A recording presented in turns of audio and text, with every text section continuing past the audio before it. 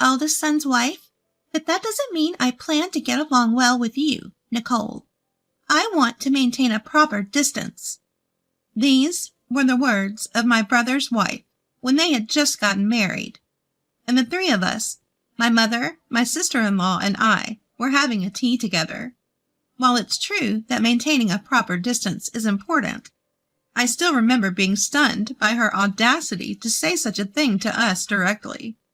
The reason we had tea together was because my mother wanted to build a closer relationship with Amanda. Apparently, she didn't realize that my mother was trying to be considerate, and I was disappointed about that. After we got home, I sighed at her words and attitude. My mother, smiling, a bit lonely, saying, "She must still be feeling tense." My name is Nicole. I am a 33-year-old office worker. I've been living with my mother in our family home since my father passed away from illness 10 years ago. My brother and younger brother both have their own families, but I have no plans to marry yet. It's not that I don't want to get married, but I find my job fulfilling and am satisfied with my current life. One evening, my smartphone rang. The display showed my sister-in-law's name, Amanda. She just had her first child recently. It was very unusual for her to call me. As I answered the call, she said, "It's been a while, Nicole. I just gave birth the other day, but I haven't heard anything from you. Normally, I would expect my sister-in-law to offer congratulations on the birth." I thought to myself, she hasn't changed a bit, as she began the conversation with such a blunt statement. She is the same age as me and has been married to my brother for 7 years. My brother is head over heels for her. I would never say it out loud, but I have never liked her.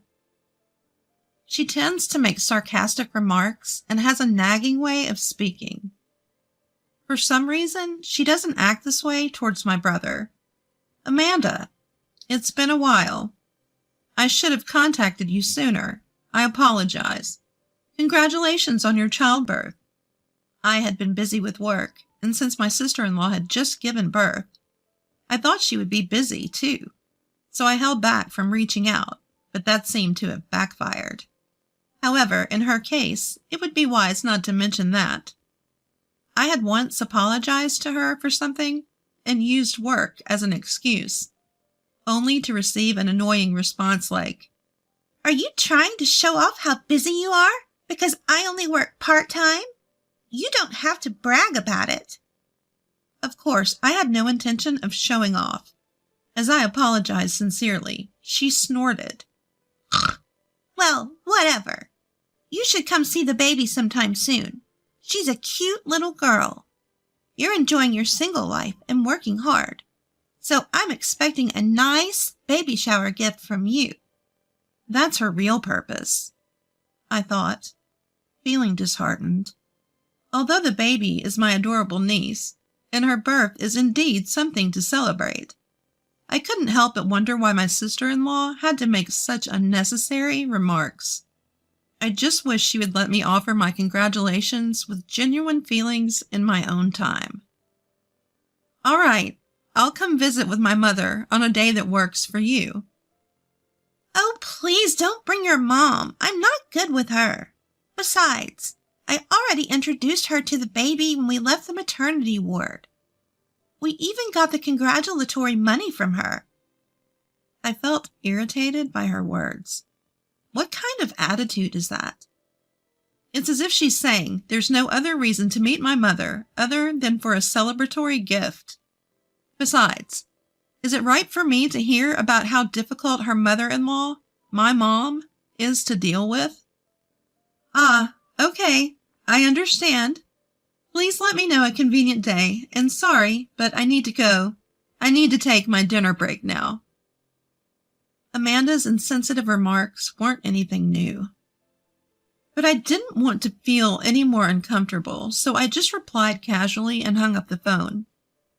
I felt very uneasy. Seeing me come down the stairs with a scowl, my mom, who was preparing dinner, tilted her head. I thanked her for the meal she served and told her about the conversation with Amanda. I was so upset, I had to vent to my mom. Well, that's too bad, but there will be plenty of opportunities to see the baby, my mom said nonchalantly, seemingly unfazed by Amanda's words. But it's been quite a while since she married my brother, and her attitude is just too much. Your anger on my behalf makes me happy. By the way, I couldn't give it to you the other day because I wasn't ready, but could you take this with you as well? Despite hearing my complaints, my mom still wanted to give an additional gift. I smiled bitterly at the wrapped present. Mom, you're really too kind. All right, I'll make sure to give it. It's a celebration for the baby, after all. My mom nodded with a smile. There's a lot to think about when it comes to my sister-in-law, but it's for my adorable niece. I decided to think of it that way. On the day I went to Amanda's house, I ran into my younger brother's wife, Emily, on the way. She was also invited to the house, just like me. Emily married my brother 4 years ago and quickly became pregnant and gave birth. She's currently pregnant with her second child. I might be rude to compare, but unlike my other sister-in-law, Emily is cheerful and honest, and she gets along well with my mom and me.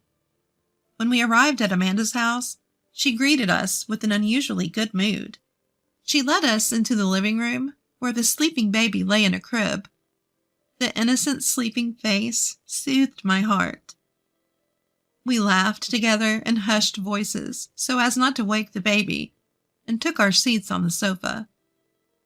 After Emily handed over her gift, I followed by giving mine. Here are some blankets, toys, and this, a baby outfit that my mom made. She unwrapped the package containing the clothes my mother made. Upon examining the contents, she let out a heavy sigh. Handmade? That's worse than trash. Even though she's the grandmother to her eldest son's child, why does she give us such a cheap-looking gift? The other items aren't great either. I'm so disappointed in her. She carelessly threw my mother's handmade clothes on the floor, and my other sister-in-law quickly picked them up. That's so terrible. Our mother-in-law took her precious time making them and wrapping them so neatly. If you don't want them, I'd be more than happy to take them. My sister-in-law laughed dismissively at Emily's words. Ha ha ha ha ha! Really? If you want them that badly, go ahead. Her tone was blatantly condescending. If you think they're worth keeping, please do. I'm sure my mother would be happy too. At my words, my other sister-in-law's face lit up. I'm so happy. These are like high-end brand clothes. When the baby is born, I'll dress them in these. I can't wait. Her innocent joy was somehow comforting. If my mother were here, she would probably say the same thing. Wait, what do you mean by high-end brand? She seemed utterly confused. After the 3 of us siblings became independent, my mother started selling her handmade crafts online, using her skills in sewing and other hobbies. Compared to when she started, her work is now considered a high-end handmade brand due to the quality of materials and design. The handmade aspect makes them rare and valuable, and she even received collaboration requests from luxury brands. Amanda had no interest in me or my mother, and kept her interactions to a minimum, so she was unaware of this. My brother should have known, but perhaps he didn't feel the need to mention it. After I finished explaining, she said, I never heard about that. Wait, that changes things. Give it back. She tried to snatch the clothes back from my other sister-in-law. I quickly intervened, sitting between them, and managed to keep her safe. What would you do if something happened to Emily and her unborn baby? My sharp tone seemed to hit a nerve with my sister-in-law. Her face turned red, and she started venting her emotions like steam from a kettle. Nobody would think that clothes made by my mother-in-law as a hobby would be a high-end. It's like a trick, you sly woman. She began. Nicole gets to continue doing what she loves, even though we're the same age, and it's not fair. She continued. Emily, ignoring me as the elder sister-in-law, had a baby right away and is already expecting her second. It's so sneaky. Show some consideration and hold back a little. In summary, that was her rant. Most of it had nothing to do with the current situation, and it seemed like the majority was jealousy towards me and Emily. I got the feeling that I finally understood why she was always so harsh towards my family members other than my brother. Upon getting married, she quit the job she loved and switched to part-time work to focus on housework and trying to conceive. In the midst of that, she may have harbored resentment towards me for having the freedom to work and my other sister-in-law for her quick pregnancies. But that's a separate issue. It doesn't mean she can say whatever she wants or destroy someone's heartfelt gift, whether it's high-end or not. Amanda's emotions exploded, and she started crying loudly, which caused the baby to cry as well. As Emily, who was worried about the baby, tried to approach, Amanda restrained her, yelling, Don't touch my child! Emily and I were at a loss for what to do when my brother came home from work. Seeing his wife and baby crying in this strange situation, my brother's face contorts. What happened? Well, as I explained the situation to my brother, who picked up the crying baby to soothe it, he apologized to Emily and me. I'm sorry. Amanda might be a bit neurotic from her first time parenting. Emily, I'm sorry to trouble you when you're pregnant. Are you feeling okay? His concern for Emily's well-being seemed to upset his wife even more, and she yelled at him. Don't flirt with someone else's husband when you're pregnant! My brother scolded her, saying, Stop it! But his wife just whimpered and started crying again. I'll handle it, so you two don't worry and go home. I'm sorry things turned out like this, even though Amanda invited you over. As my brother looked apologetic, we left their house. Outside, the sun was starting to set, and it was getting dark. I wonder if Amanda's all right. I understand how she feels since I was tense during my first pregnancy, and it was tough mentally. On the way home, despite having been verbally abused, I still worried about Amanda. My mom and Emily are such kind-hearted people. At least it doesn't seem like she was hurt by the harsh words, which makes me feel a bit relieved. Don't worry, my brother's there, so everything will be fine. As I tried to cheer her up, a smile finally returned to her face. A few hours later, after dinner, I returned to my room and picked up my phone to find multiple missed calls from my sister-in-law, Amanda. Yikes! At this point, I had a bad feeling. As I hesitated, my phone vibrated again, and her name appeared on the screen. I wanted to turn the phone off, but, resigning myself to the situation, I answered the call. Why didn't you answer sooner? I responded to a clearly irritated Amanda. I was having dinner. What is my brother doing? He's in the bath now. If he were right there, he'd have stopped her from calling, so it makes sense. My brother takes long baths, so she probably wanted to complain about something while he was not around. Even though I have an idea of what's going on, I asked her, So, what can I do for you? Send another set of baby clothes. At her words, I couldn't help but blurt out, What? Are homemade clothes worse than trash? Stop nagging. It's a high-end brand, right? I want to brag about it on SMS. Ask your mother to make another one. I sighed. Fed up with her ridiculous request, which was even more absurd than usual. I wasn't expecting her to apologize, but this was too much. As I was at a loss for words, she became even more aggressive. What's with the sigh? Emily says. I've already gotten mine, and everyone else. Really? From her tone, I could tell she had called my other sister-in-law before me. She probably claimed the clothes as her own and tried to snatch them. Not realizing how absurd her words and actions were, I couldn't help but burst out laughing. Shame on you, Amanda. Throwing my mother's heartfelt gift on the floor, calling it worse than trash, then flipping your attitude when you find out it's a high-end brand. Aren't you embarrassed as an adult? If you really want it, apologize to my mother and ask her yourself. I had never been harsh with Amanda before, all because I was considerate of my mother and brother, but I'd reached my limit. My mother knew the whole story about giving the baby clothes to Emily. I don't like the idea that she thinks she can get them by just asking me. She should bow her head and ask for it herself once in a while. So you're saying all those mean things because it's about my child? Her voice was shaking after hearing my true feelings. It has nothing to do with that.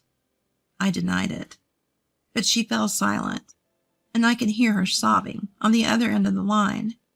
She seemed to be quite sensitive when it came to being criticized herself. Everyone is so cold. I finally gave birth to a baby, and nobody's pampering me. I'm blocked by Emily, ridiculed by you, and my husband won't even take my side. In the end, only David is on my side. A sudden mention of an unfamiliar name made me doubt my own ears. I was shocked to hear that even gentle Emily had blocked her. But she must have said something terrible to her on the phone. Wait, who's David? At my question, she gasped, realizing that she had let something slip. She seemed to be panicking. As I waited for her to say something, I heard my brother's voice asking, "What's going on?" He must have just gotten out of the bath. She was startled, too, and she stammered, No, that's not. David is just an online friend. You're misunderstanding things." I didn't know what the misunderstanding was, but my sister-in-law was desperately making excuses.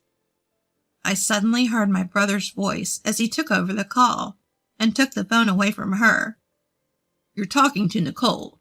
Sorry, Nicole, but I need to talk to her for a moment." His voice was lower and angrier than usual. I agreed and hung up the phone.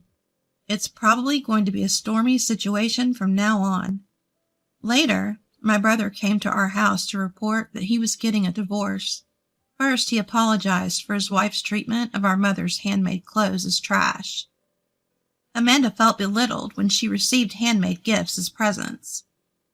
This is ironic, considering how she always looked down on Emily, my mother, and me. After the phone call, my brother confronted his wife about the mysterious David. While my brother was busy at work, she met David online and eventually cheated with him in person. Amanda confessed everything.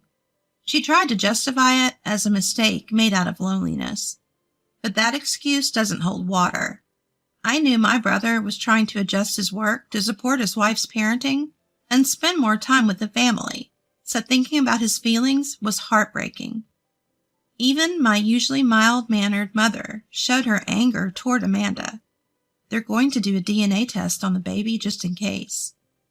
I never imagined that a simple visit to deliver a baby gift would have escalated to this point. In the end, the DNA test disproved the parent-child relationship between my brother and the baby. My brother received a large amount of compensation from his wife and her cheater, and the divorce was finalized. She was dumped by her lover as well, and now she'll likely work day and night. I'm relieved to hear that the baby will be raised by her sensible grandparents, not Amanda. 3 years have passed. My mother's handmade clothes and accessories are still loved by many. Emily and I are, of course, longtime fans. I got married last year and am now pregnant. My mother is already excitedly planning the baby's clothes. My brother, who was deeply hurt by my sister-in-law incident, recently found a new girlfriend. I sincerely hope that he will find true happiness this time.